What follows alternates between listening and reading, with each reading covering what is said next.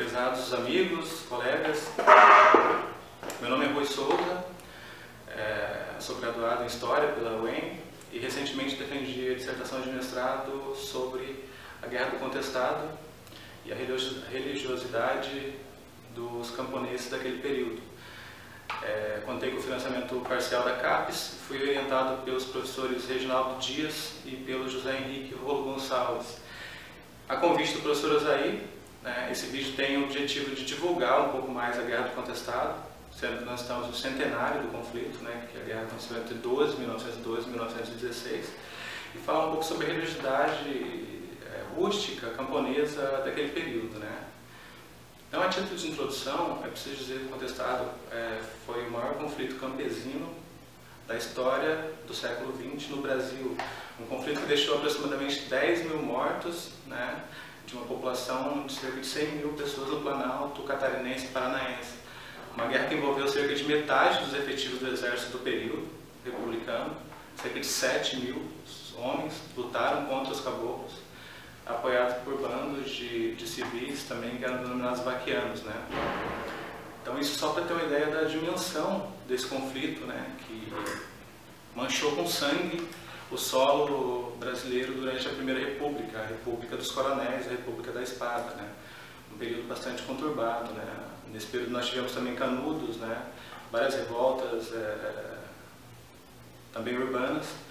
Mas para falar sobre a Guerra do Contestado, eu acredito que não é possível falar em termos de conjuntura só nesse período de 12 a 16, porque há uma tradição que os sociólogos chamaram de tradição rústica, de religiosidade rústica naquele período, naquela região específica, entre o Santa Catarina e o sudoeste do Paraná. E essa tradição, ela foi herdada pela presença de monges peregrinos naquela região. Então é sobre essa religiosidade sertaneja que eu vou focar. O primeiro monge que tem influência no Contestado é o monge João Maria, um peregrino que passou pela América de 1844 até 1852, 53, e passou pela Pedra da Gávea, no Rio de Janeiro, por Sorocaba, e pelo caminho das tropas foi até o Rio Grande do Sul. E lá ele ficou famoso por conta de ter tornado santa as águas de uma fonte de águas. Então uma conglomeração de pessoas se reuniram em torno desse monge e ele foi obrigado a se retirar do Rio Grande do Sul naquele período. Mas nós temos esse primeiro monge, um italiano, Giovanni Maria de Agostinho, o início dessa crença, dessa religiosidade que vai ser determinante na eclosão do conflito, na minha opinião.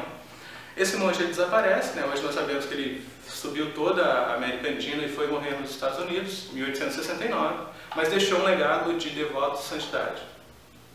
O segundo monge também se chamava João Maria, só que ele apareceu depois de outra grande revolta. O primeiro apareceu depois da Farroupilha, 1848, 49, e o segundo apareceu depois da Revolução Federalista, de 93 a 95. Esse segundo monge ele era mais político que o primeiro.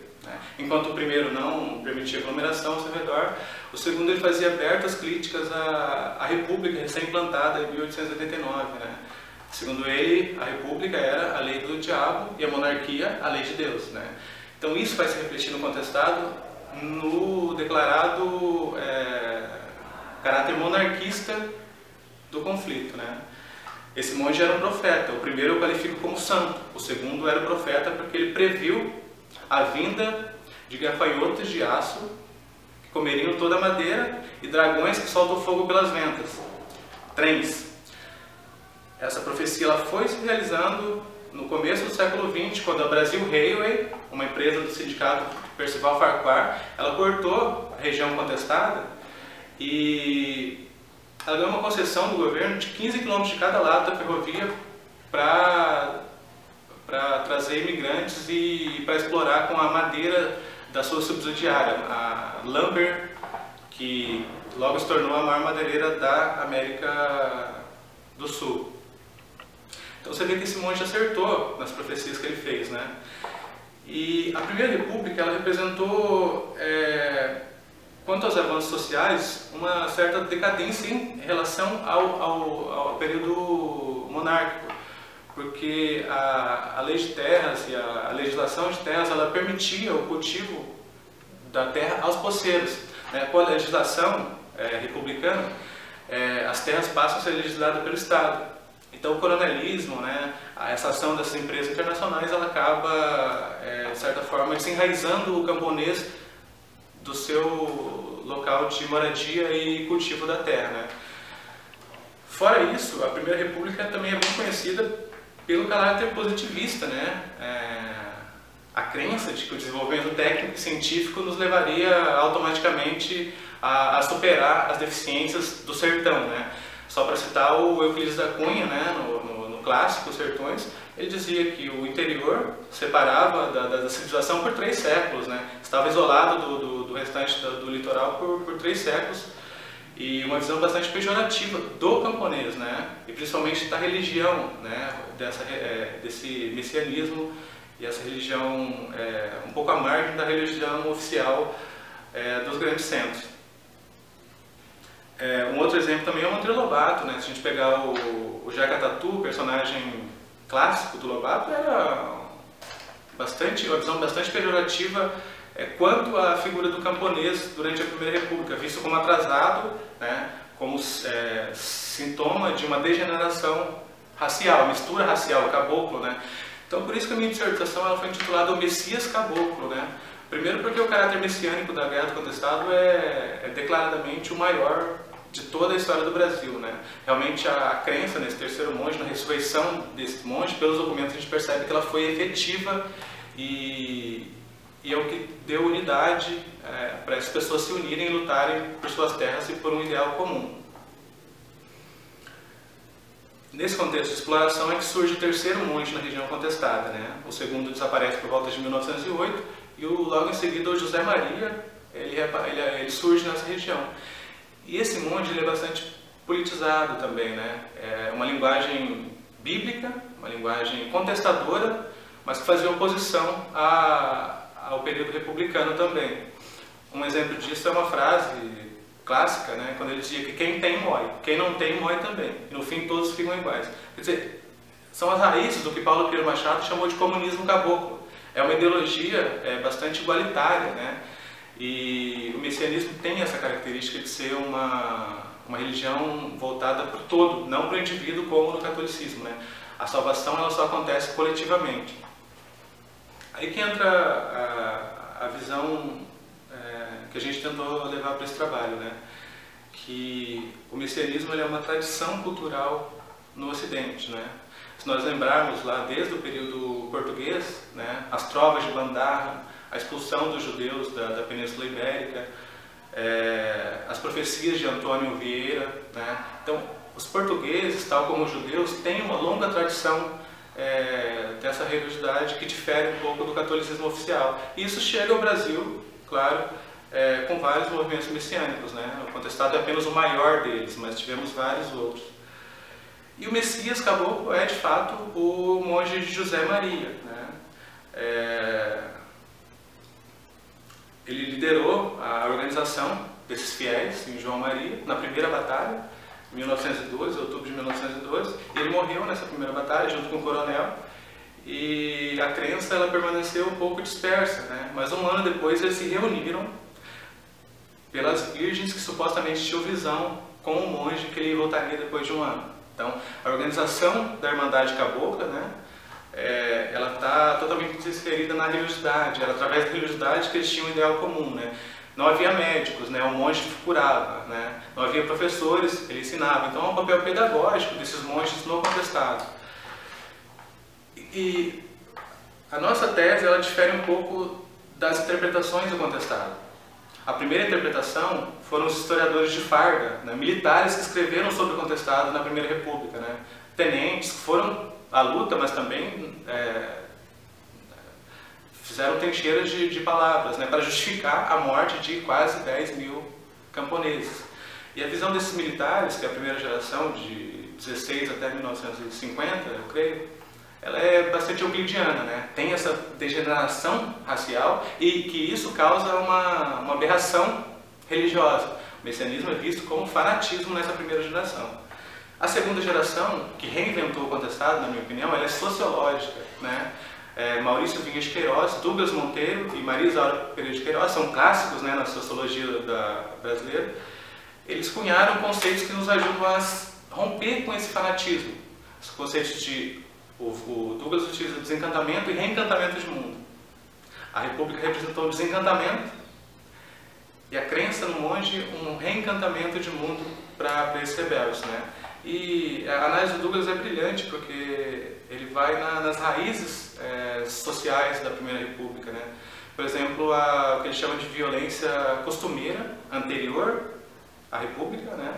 A violência campesina, natural, né? Entre os poceiros e os coronéis. E a violência inovadora do período pós-republicano.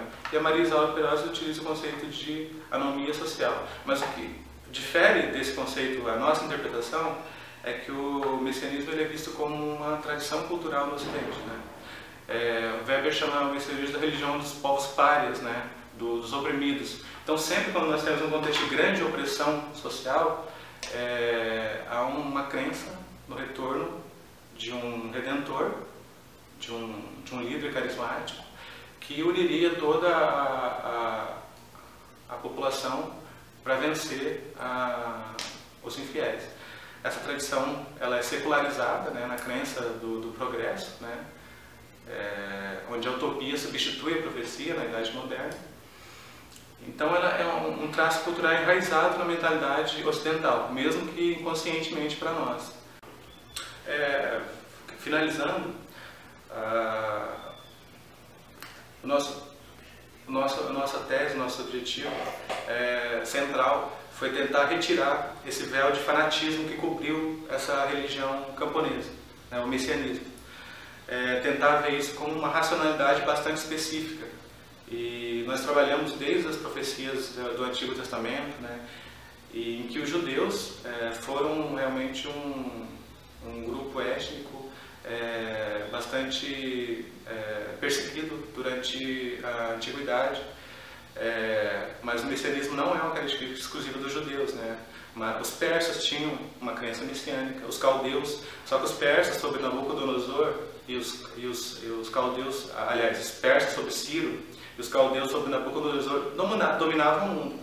E os judeus já estavam sempre ou dominados, né, ou assimilados pelos grandes impérios, né, pelos persas, pelos babilônios, pelos resquícios do Império de Alexandre e, por fim, por Roma, quando surge o grande célebre Messias, Jesus Cristo, né. A própria palavra Messias, ela deriva do hebraico Mashiach, né, que foi traduzido para o grego como Cristo. Então, Cristo é o Messias, né, é o Redentor, é o ungido. E essa tradição ela perpassa no Ocidente, só que na tradição católica, com Santo Agostinho, ela é suplantada para o mundo além terra, né? Para o mundo de Deus, né? Para a cidade de Deus de Agostinho. Então ele passa a ser contemplativo. Agora nós tivemos vários exemplos em que o messianismo ele ocorre como na tradição hebraica, que a salvação acontece na terra. Por exemplo, as revoltas albigenses, Thomas Müser contra Lutero. E na tradição ibérica, é claro que o messianismo português também, como eu falei na introdução. Então isso chega ao Brasil como um caldo cultural e não pode ser visto de forma alguma, como foi abordado na Primeira República, como sintoma de uma degeneração racial e como fanatismo. Ao mesmo ponto que o messianismo judaico ele tem duas características. Ele não é um homem, os estudos atuais, o Messias não é um homem hoje, ele é visto como um tempo ou como uma ideia platônica, só que historicizada. É um pensamento, é uma resistência à dominação, o messianismo. E ele tem um horizonte utópico, por isso que as nossas conversas sobre utopia foram bastante válidas, só que ao mesmo tempo ele é restaurador. Quer dizer, ele é um corte no tempo, né? Ele, ao mesmo tempo que ele tem um viés de expectativa de um mundo melhor, e quando você tem uma utopia você nega a sua realidade, ele também é restaurador, ele volta para uma idade de ouro, uma idade edênica. Então, por isso, a gente entende que o movimento contestado ele foi monarquista, mas não queria a volta do Dom Pedro II ao poder. Mas ele é monarquista porque a monarquia representou uma idade de ouro para os sertanejos, para os caboclos. E ao mesmo tempo tem a expectativa utópica de um futuro, de um reino perfeito na Terra. Então eu acredito que esses pontos, eles sendo desenvolvidos futuramente, eles podem trazer luz a essas interpretações positivistas, né, e mais sair um pouco desse viés sociológico que representou um grande avanço, mas não explica todo o conflito. Então eu agradeço ao convite do professor Osair para divulgar esse trabalho, né, e para falar um pouco mais sobre o centenário do movimento do contestado, que até há pouco tempo atrás era muito bem divulgado.